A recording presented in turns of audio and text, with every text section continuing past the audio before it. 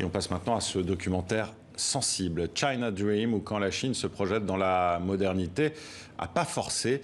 Merci Thomas Licata et Hugo Brillemaker d'être avec nous. Vous êtes les réalisateurs de ce film que vous avez tourné à Datong, ancienne ville minière, qui a décidé de se retourner donc vers un avenir touristique, en mettant en valeur son passé de cité antique, mais en détruisant en même temps les quartiers historiques. Il est paradoxal, le rêve chinois, non ? Effectivement, le rêve chinois est assez paradoxal parce qu'il s'appuie aussi sur une reconstruction de la Chine, le renouveau de la Chine. C'est ça que China Dream veut dire, donc Zhongguomeng en chinois. Et c'est le slogan de Xi Jinping qui a été lancé en 2013 et entériné au fur et à mesure de son exercice, surtout depuis 2017, pour offrir cette nouvelle nation à les différentes générations de la Chine. Voilà, c'est clairement aussi relancer de nouvelles routes de la soie. Et Datong, justement, fait partie de ces villes qui doivent être un symbole de ce renouveau, non ?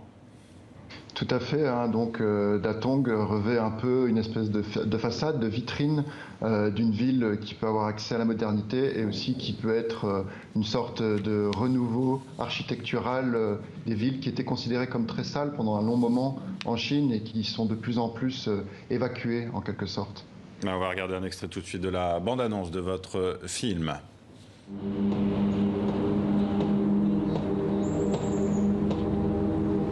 说这12年了采访，呀，一说采访麻烦的，我这怕采就这儿放，不想着走。2013年测测这个，老现在还这个，有时候给你断电断水，这意思就是叫你办。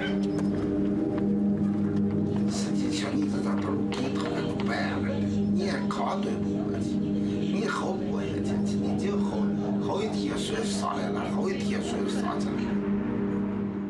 Voilà, dans votre film, Thomas Licata et Hugo Brillemaker, vous donnez la parole aux habitants des différents quartiers, anciens et nouveaux, et leur rapport au projet de développement de la ville, et tous sauf unanime. On vient de le voir dans l'extrait que nous avons diffusé.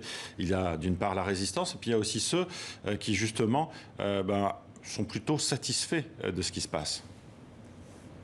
C'est ça qui est intéressant, en fait, c'est qu'on a voulu un peu regarder à travers les générations comment le China Dream est compris et surtout subi. Donc les vieilles générations qui sont expropriées, évidemment, le subissent d'une manière complètement violente, donc ils perdent leur maison et ils sont relogés dans ces tours qui sont très impersonnelles et qui vont au-delà de l'aspect communautaire chinois. Et puis après, les jeunes qui, eux, rêvent de pouvoir habiter dans des habitations où tout confort existe, qui ressemblent aux villes comme Shanghai et Beijing.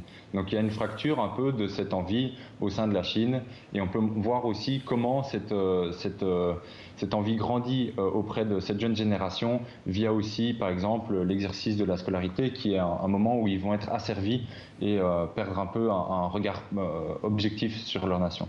Vous l'avez dit justement, ces grandes tours diffèrent totalement de la vie communautaire chinoise, et on est dans un exemple peut-être un peu occidental, ou en tout cas de ce qu'on imagine comme moderne.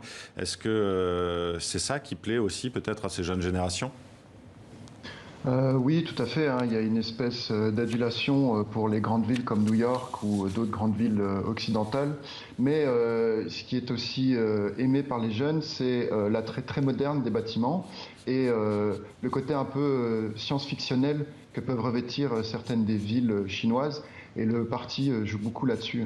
La science-fiction a un rôle important pour le parti, en particulier au niveau des choix architecturaux. Alors vous parlez de science-fiction, ça tombe bien, il y a aussi un aspect très dystopique dans votre documentaire. On va regarder un nouvel extrait.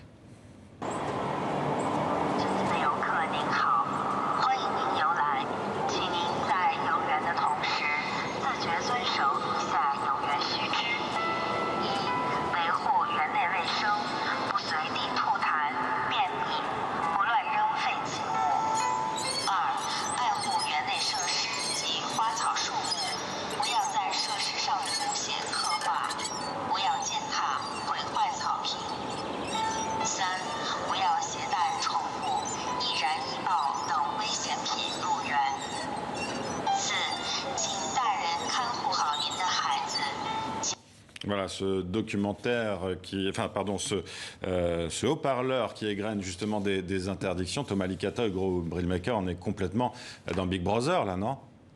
Oui, on avait des inspirations, même Blade Runner, c'est des inspirations qui sont clairement évoquées dans le film. Et il y a un côté très inquiétant hein, quand on se balade dans ces villes où on est comme écrasé en fait par les bâtiments. Et on a voulu faire ressentir ça dans le film, notamment aussi avec un gros travail sur le sound design et des cadrages qui sont très précis et très choisis. Oui, vous avez filmé aussi avec des plans très longs, avec aussi énormément de silence pour installer aussi peut-être cette atmosphère angoissante.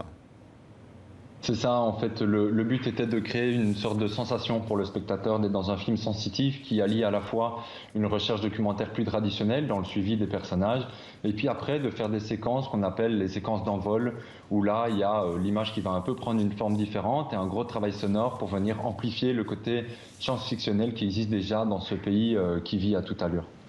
Il y a aussi une question qu'on se pose, c'est quel va être l'avenir de Datong, puisque actuellement on a l'impression que c'est une ville fantôme. Est-ce que vous avez eu des retours des habitants que vous avez rencontrés et suivis?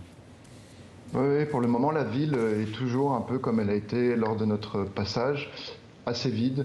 Et le but, au final, c'est que cette ville se remplisse de possibles habitants, mais pour le moment, ce n'est pas le cas. Merci à vous deux, Thomas Licata et Hugo Brillemaker, d'avoir été les invités de TV5 Monde. Vous êtes donc les auteurs de ce film, un China Dream, produit par les films de la Passerelle. Merci.